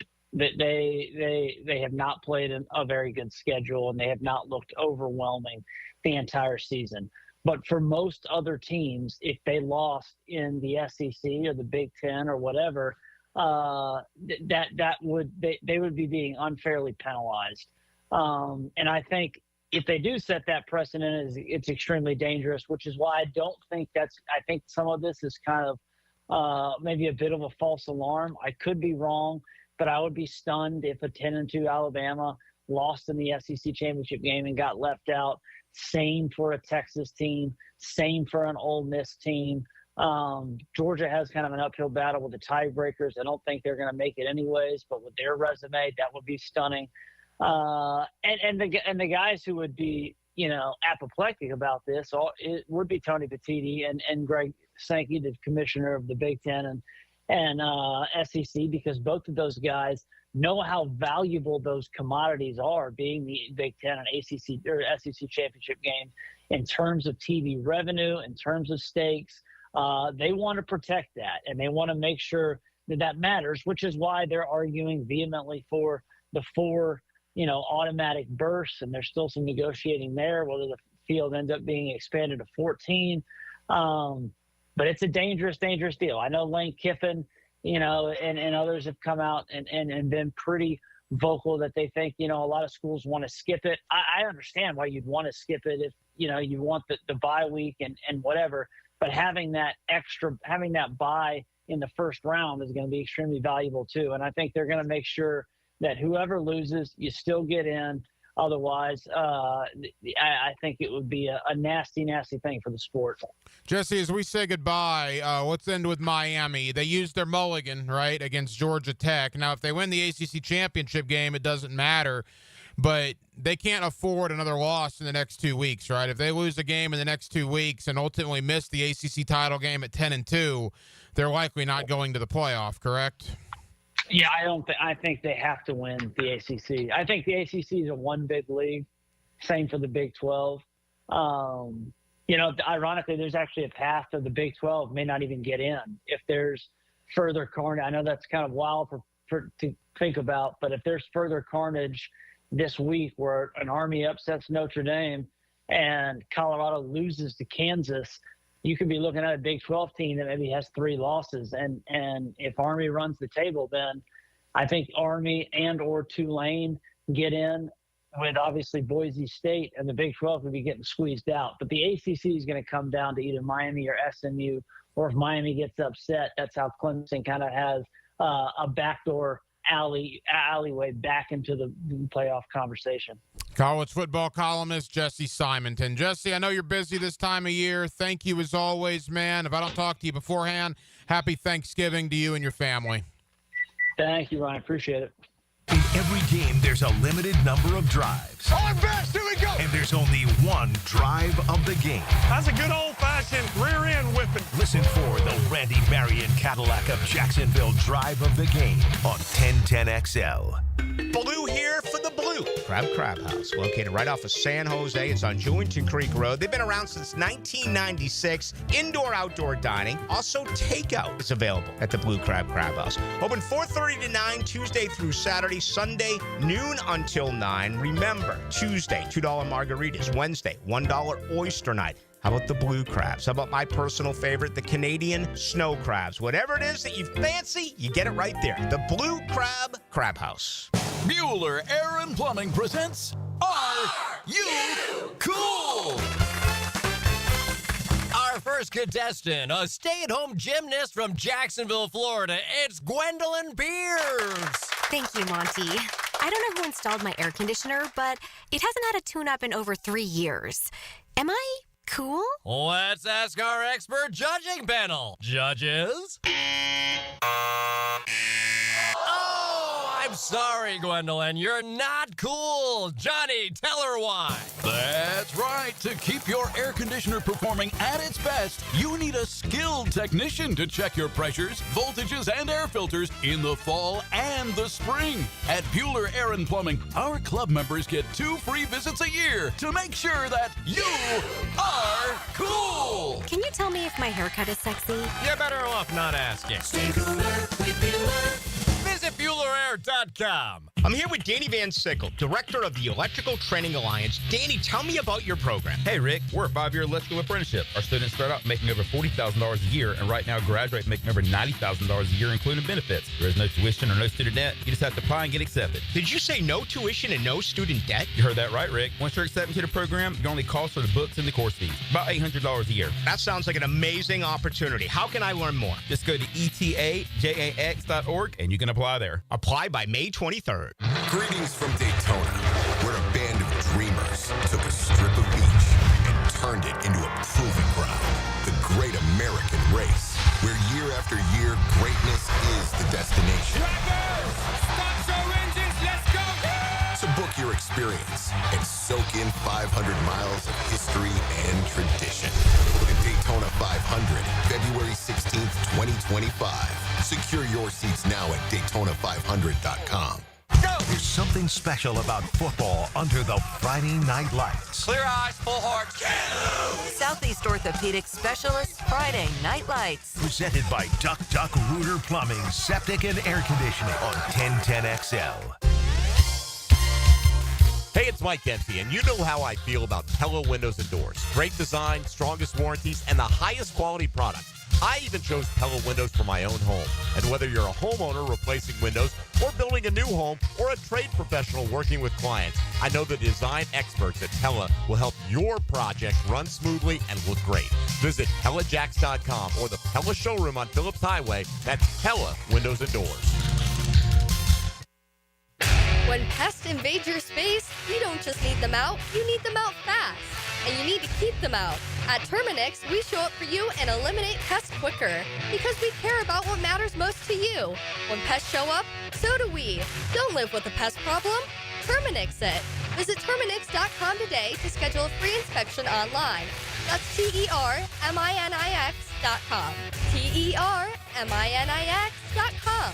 Terminix it. 3D Digital has you covered for any of your business's digital marketing needs. From producing award-winning videos to getting those digital ads to follow your customers around the internet, our team has your back. Visit 3ddigital.com or give us a call at 904-712-4004 to schedule a free consultation today. 904-712-4004. Jaguars fans, want to meet some of your favorite players? Coke Florida, Publix Supermarkets, and the Jags are giving you the chance. Join 1010XL at Publix, 170 Village Commons Drive, St. Augustine, Tuesday, November 19th at 5. For autographs, pictures, raffles, and more. Get off the sidelines and get to Publix to grab an ice-cold Coca-Cola, Coke Zero Sugar, or any of your favorite Coca-Cola beverages using Publix digital app. The Jaguars and Coke Florida. There's magic when we cheer together at Publix, where shopping is a pleasure. 1010XL is presented by Farah & Farah, exclusive injury law firm of the Jacksonville Jaguars. Protecting you and your family. Call 396-5555. Jacksonville. Hacker After Dark on 1010XL. Couple of pieces of business to get into. By the way, Keith Smith of the NBA Front Office Show and Spot Track covering the National Basketball Association. He joins me in about 10 minutes. Already 4 weeks in to the NBA regular season. Nice win for Orlando last night out in Phoenix. The Magic, even without Paolo Banchero, who's injured, have now won 6 games in a row. They've held each of those opponents to under 100 points. Orlando third right now in the Eastern Conference, 9-6 on the year. We'll talk Orlando, look around the rest of the league with Keith Smith of the NBA Front Office Show. That comes up in less than 10 minutes. Speaking of the hardwood, the Florida Gators remain undefeated tonight. An 84-60 victory over Florida A&M. The Gators go to 5-0 on the year. They have one more, I'd call it warm-up, if you will. Southern Illinois, decent program, but certainly not a big program, on Friday. And then after that, it gets pretty serious for Florida pretty quick. That's when they dive into, I think, Wake Forest is their next game. I think North Carolina is a game they're going to have. A lot of Power 4 non-conference competition as we get into the month of December. So the Gators are now 5-0 on the year. Also a firing today in the NFL. Of course, not here in Jacksonville, but General Manager Joe Douglas of the New York Jets has shown the door weeks after the Jets fired head coach Robert Saleh. So it is a complete rebuild in New York. They will have a brand new head coach. They will have a brand new general manager. If that doesn't get the blood boiling here in Northeast Florida, I'm not exactly sure what will. The Jaguars, no changes. And the Jets have changed everything. So we'll see what happens. Again, the Jaguars are off this week. They play Houston a week from Sunday at Everbank Stadium. The Jaguars, of course, 2-9 on the year. But into the NBA we go. Keith Smith of the NBA Front Office Show and Spot Track. We'll talk Orlando Magic. We'll talk a little Los Angeles Lakers. By the way, the Cleveland Cavaliers have also lost their first game of the year as they lose to Boston tonight in the NBA Cup. We'll talk about all of it with Keith Smith. Talking NBA with us here on Hacker After Dark. That's next on a Tuesday evening here in Northeast Florida. We're glad you're with us. Hacker After Dark continues till 10 o'clock on 1010XL and on 92.5 FM. The big stories from the weekend's big games. They're fans of football. That's what Postgame Monday is for. What a game. Amazing. Brought to you by Dandy Foods, makers of quality fresh sandwiches and home of the good stuff on 1010XL. Yo, it's your boy E to the T here. And fellas, we all know that athletes train every day to perform better on the field, right? But what if you could enhance your performance in the bedroom? No training required. That's right. I'm talking about that secret weapon, Blue Chew. A chewable tablet with the same active ingredients as Viagra, Cialis, Levitra, and Staxin that ships right to your door in a discreet package. No doctor visits, no trips to the pharmacy. It's all online. Their licensed medical providers work with you to find the right ingredients and strength for your prescription. They also have Daily Tag that contains 7 essential vitamins. And it's chewable too. And now you can try Blue Chew for the free ski. That's right, for free on me. Visit BlueChew.com and enter my promo code 1010XL. You only have to pay $5 for shipping. Turn that oh no into a oh yeah. That's promo code 1010XL. Let your boy hook you up with some Blue Chew. Get your confidence back. Visit BlueChew.com. Hacker here. A couple weeks back, I received an invite. Not just any invite. It was to be the guest speaker at Awaken 180's virtual town hall. Every team member was there. The owner, Paige, my coach, Kate, and what seemed like 100 people from Awaken 180. My surprise? They invited me to stay for the full town hall. They talked client successes, company goals, future plans, you name it. There was nothing to hide. They all had one common goal of how they can help people better. It was amazing to hear, and it was amazing to see how happy and team-oriented everyone was. I mean, I already knew my coach had that mindset, but I thought I had the best one. Nope, they're all the best ones. That's the beauty of being company-led, not a franchise who often only looks at the bottom line. I suppose that's why Awaken 180 is now celebrating 10 years and has helped over 23,000 clients like me, Mike Dempsey, and Matt Hayes. See it firsthand while you're losing weight with the solution for weight loss. Awaken180weightloss.com. Get down to the bank Sunday, December 1st, when the Jaguars go head-to-head with division rivals, the Houston Texans. You won't want to miss our My Cause, My Cleats game, when your favorite players get to champion causes close to their heart by wearing custom-designed cleats. Lock in your seats now for a 1 p.m. kickoff by calling 904-633-2000 or visit us online at jaguars.com/tickets. We'll see you there. The last thing you want to be dealing with this holiday season is a septic emergency. Plan ahead and schedule to have your septic tank pumped out now. Our wonderful team at Duck Duck Rooter Plumbing and Septic Services is standing by and ready for your call. We'll get your septic tank pumped out right away, giving you one less thing you have to worry about this holiday season. Check out our reviews online and give us a ring today. 904-862-6769. That's 904-862-6769 or duckduckrooter.com. It's about the hunt. Captain Kevin Favor here with Captain Kirk and Jeff Lagerman. We take you from the water to the woods. On the Nimnicht Outdoors Show. Presented by Duck Duck Rooter Plumbing, Septic and Air Conditioning. Let's go to the woods, y'all. Saturday mornings from 7 to 10 on 1010XL. Homeowners, listen up. Did you know that 9 out of 10 borrowers get a better deal by calling Loan Pronto? Hey, it's Prosser here, and the Fed has dropped the rates again. The election is over, and Loan Pronto has APRs in the low 5s for refis, debt consolidation, and purchase loans. If your current mortgage rate is over 6%, or if you're in the process with another lender, don't settle. Call Loan Pronto now for a second opinion. Lock a lower rate today and close in as little as 2 weeks, often with no appraisal. And if you act now, you won't make your first payment till February. This 5-minute call saves homeowners an average of $5,000, lower rates and lower fees. So get your Loan Pronto rate quote instantly with no hard credit pull and no upfront fees like those other guys. It's Loan Pronto. Call them at 904-999-1508, or you can visit loanpronto.com. That's Loan Pronto at 904-999-1508, loanpronto.com. Equal housing lender, NMLS 1661781, on approved credit, NMLSconsumeraccess.org. My friends swim no matter the season, but my moderate to severe plaque psoriasis can sometimes take me out of the moment. Now, thanks to Skyrizi and Clear Skin, count me in. With Skyrizi, Risankizumab Riza, a prescription-only 150 milligram injection for adults who are candidates for systemic or phototherapy. 3 out of 4 people achieve 90% clear skin at 4 months.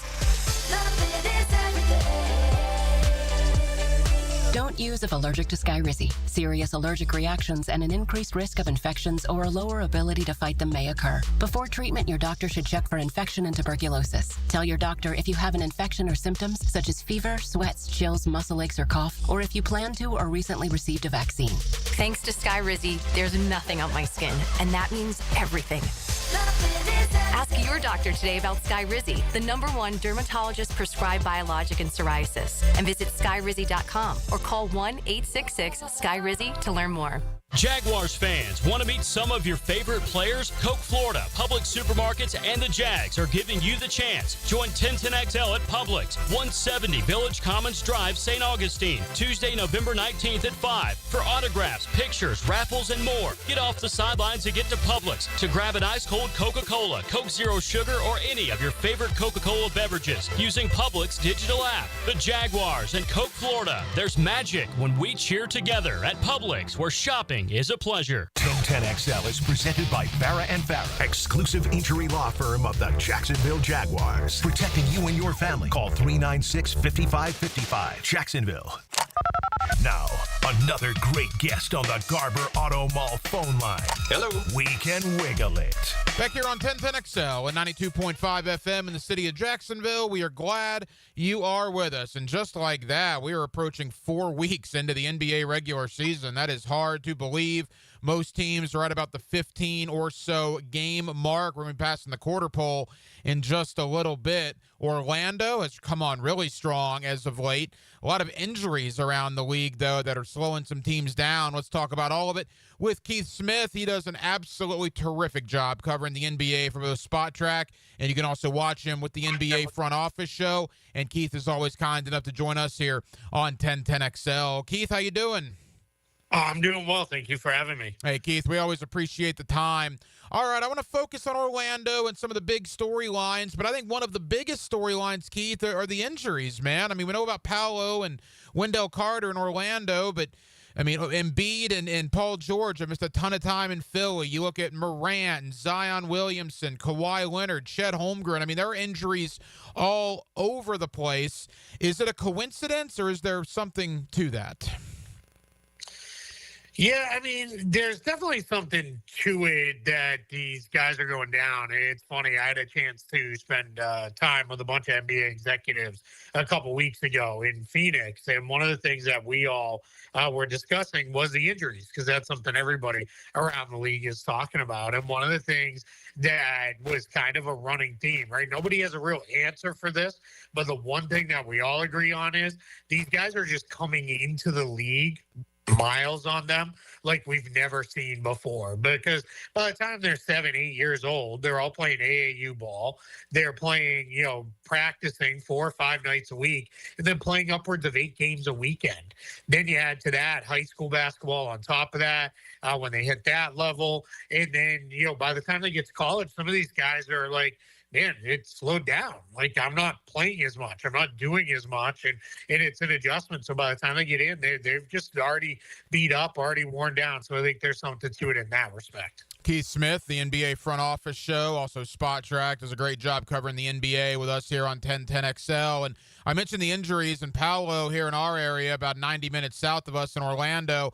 That was a big one. Wendell Carter got hurt at roughly the same time. And Orlando lost 5 games in a row from 3-1 to 3-6. And you're thinking, oh, my goodness, can they survive until Banchero gets back? Well, then they rattle off 5 consecutive wins at home. They're out west right now. We'll see how this West Coast trip goes. But clearly, Keith, it appears they will survive until the injured guys return.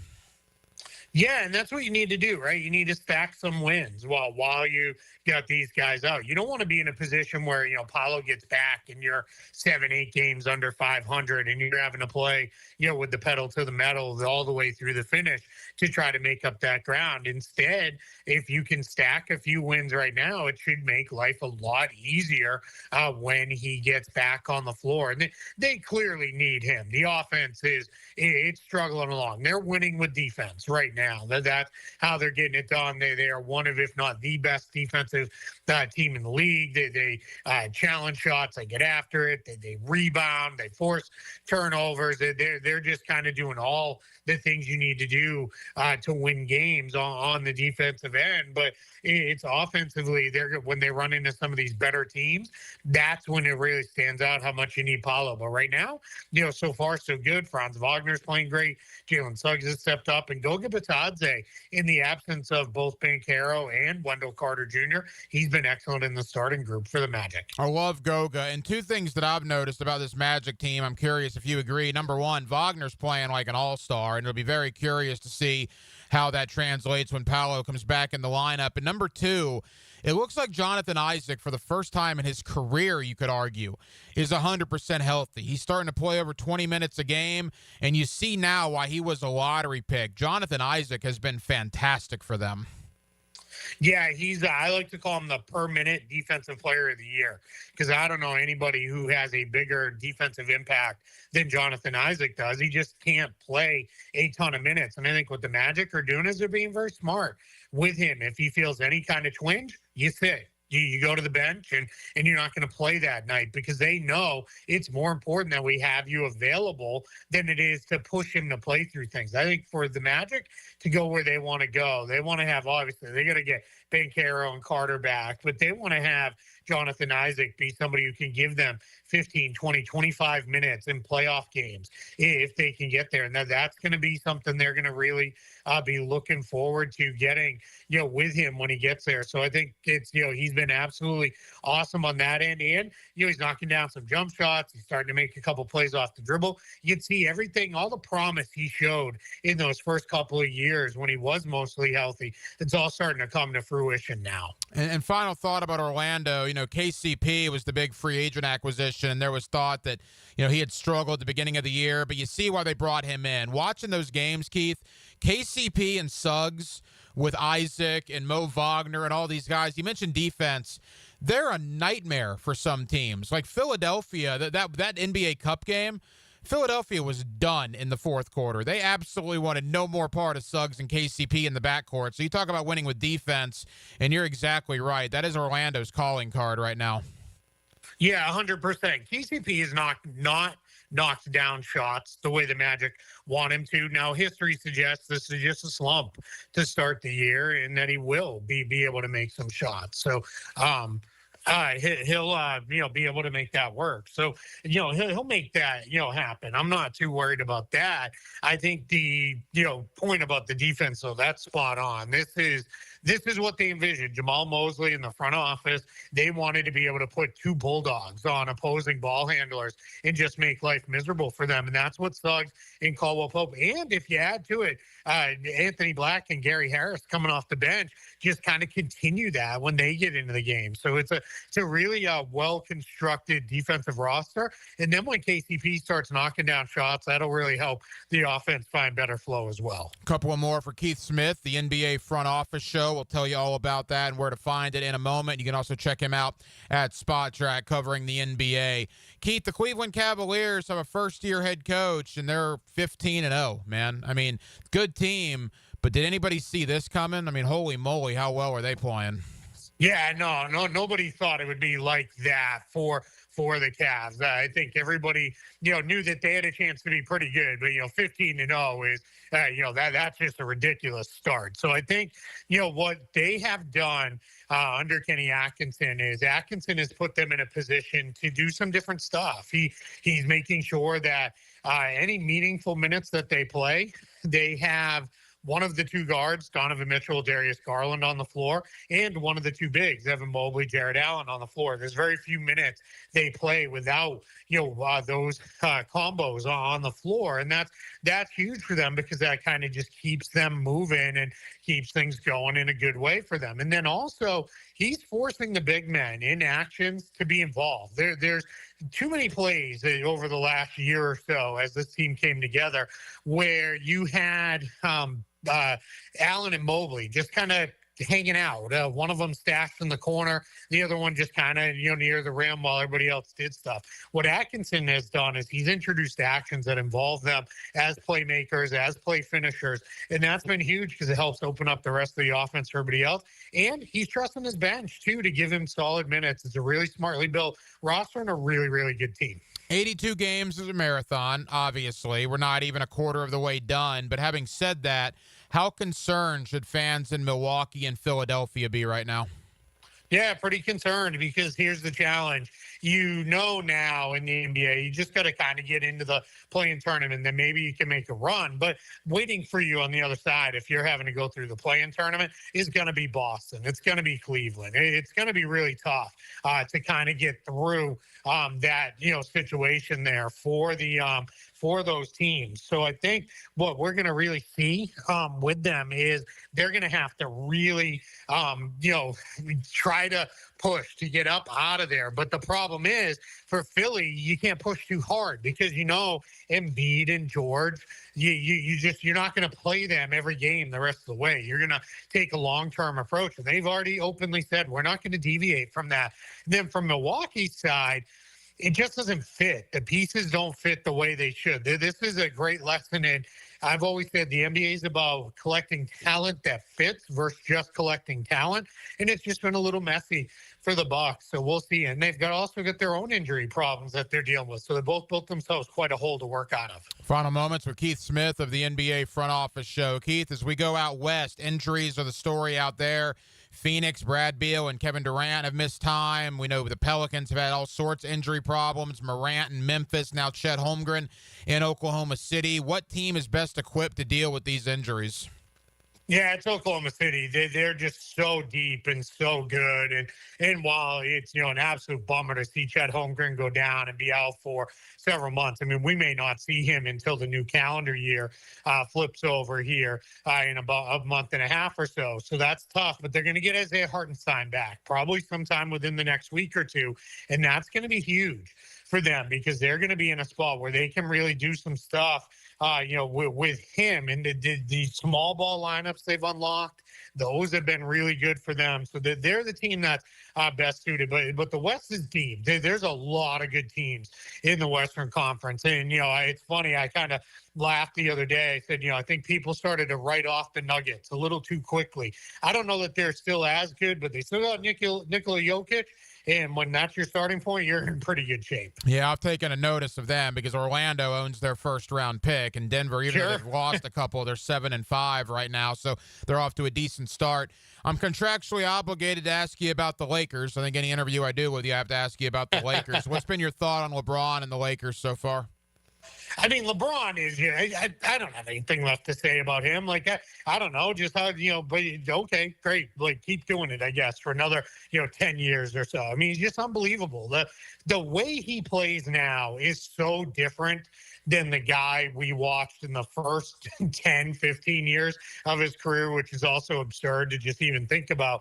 But he's just so smart. There's nothing he hasn't seen. It's, one trip down and usually within that same trip, and he's kind of got whatever the defensive approach is solved. And he's just so good with everything he does. And defensively, yeah, there's been slippage. Athletically, there's been slippage. But he's just such a wonderful player. And then the team as a whole, it's a little up and down. You see there's moments when James is playing well and Davis is playing well. That's almost every night.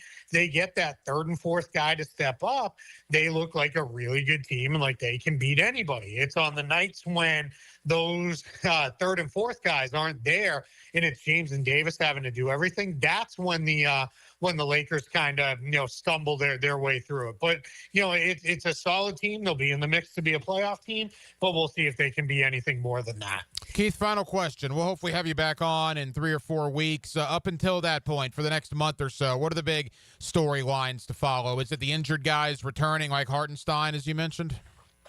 Yeah, the injuries is probably the big one, and then it's what starts to normalize here. Who got off to a slow start that figures it out and gets back to being the team we thought. Who got off to a really fast start that kind of slips and falls. There's a great game on Tuesday night. Boston is hosting Cleveland.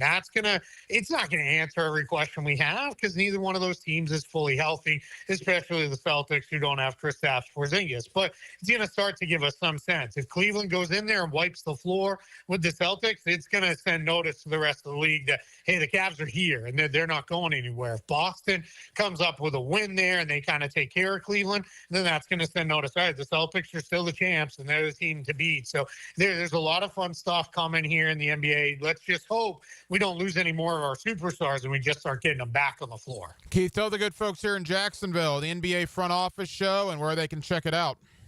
Yeah, you can find us over on YouTube and just look up NBA Front Office Show. We go every day, Monday through Friday. Every Friday is a live show where we do question and answer. It's a lot of fun over there. You can also find us anywhere you listen to podcasts, NBA Front Office Show. Then you can find all my written work at Spot Track and the Basketball Bulletin. Are the two places I drop NBA game notes every day on the Basketball Bulletin from the previous day's games, and then Spot Track, all my salary cap roster type stuff. And I've got some new stuff coming there soon as well. He's one of the best when it comes to talking NBA. Keith Smith of Spot Track and the NBA Front Office Show. Keith, I know you're busy. Thank you for the time. We'll talk again soon, my friend. I appreciate it. Thank you for having me. If I don't talk to you, have a great Thanksgiving. Now, the cool down with Donovan Air Electric and Plumbing, keeping Jack's cool since 1987. And thank you to Keith Smith of the Front Office Show and Spot Track for joining us tonight here on Hacker After Dark. We're 4 weeks in to the NBA regular season. How about the Orlando Magic? They've won 6 games in a row, and in fact, in those 6 games, Orlando has held each opponent to under 100 points. And Paolo Banchero has missed all that time with an oblique injury. The thought was they need to survive till Paolo comes back, and I still believe they do need to survive, but they are winning games despite not having Paolo and Wendell Carter out there. Orlando now 9-6 on the year, in 3rd place in the NBA Eastern Conference. Still a couple of tough games out west. They have the Clippers tomorrow night and then the Lakers on Thursday. A tough back-to-back against both LA teams, but certainly Orlando playing some of the best basketball currently right now in the NBA. We talked a lot of NBA tonight, but also spent a majority of the time on the Jacksonville Jaguars and what's going on. 6 games to go. They're the worst team in football. Nothing has happened on a personnel front. So we talked a lot about that. Certainly spent some time on the college football gridiron as well. Again, Florida, an enormous game coming up this Saturday, Senior Day in the Swamp in Gainesville against Ole Miss. Interesting dynamic there, right? Billy Napier looks like he's going to return for 2025. Gator fans, a lot of you wanted Lane Kiffin.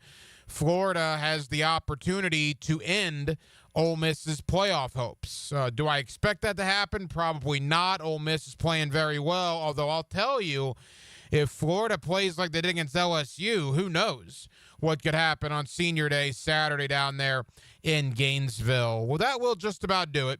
It has been a very busy Tuesday night here on Hacker After Dark. We certainly appreciate you guys hanging out with us on 1010XL and on 92.5 FM. We have a ton of people to thank. Again, Keith Smith, one of our NBA guys, he of the NBA Front Office Show, and also Spot Track. Appreciate Keith taking time out for us tonight.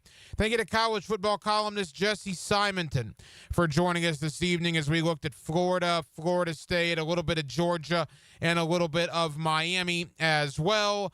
And back in hour number 1, my friend Mark Long of the Associated Press talking Jaguars and a little Florida Gators, as Mark never wanted to sugarcoat things. We got his hot take and his honest opinion on the state of affairs with the Jaguars, and we certainly thank Mark for taking time out for us here on Hacker After Dark. We will be back tomorrow night on a Wednesday, and we will do it all over again beginning at 8 o'clock. Dylan Denmark was your producer tonight. Dylan, great job as always. I'm the Hacker Ryan Green. And again, Jacksonville, thank you for spending part of your Tuesday evening with us right here on Hacker After Dark on 1010XL and on 92.5 FM. Jaguars fans, want to meet some of your favorite players? Coke Florida, Publix Supermarkets, and the Jags are giving you the chance. Join 1010XL at Publix, 170 Village Commons Drive, St. Augustine, Tuesday, November 19th at 5. For autographs, pictures, raffles, and more. Get off the sidelines and get to Publix to grab an ice-cold Coca-Cola, Coke Zero Sugar, or any of your favorite Coca-Cola beverages using Publix digital app. The Jaguars and Coke Florida. There's magic when we cheer together at Publix, where shopping is a pleasure. Baloo for Shinatri Chiropractic. They've helped me get rid of my headaches and pain in my neck and back. Are you suffering from an auto accident? What about TMJ pain? Headaches associated with jaw clenching, grinding of the teeth, or stress-related disorders? Shinatri Chiropractic has a physical therapist on staff for rehabilitation, quality chiropractic care, dry needling, massage, and acupuncture. Call 743-6700 or go to ShinatriDC.com. It's a game. 80 years in the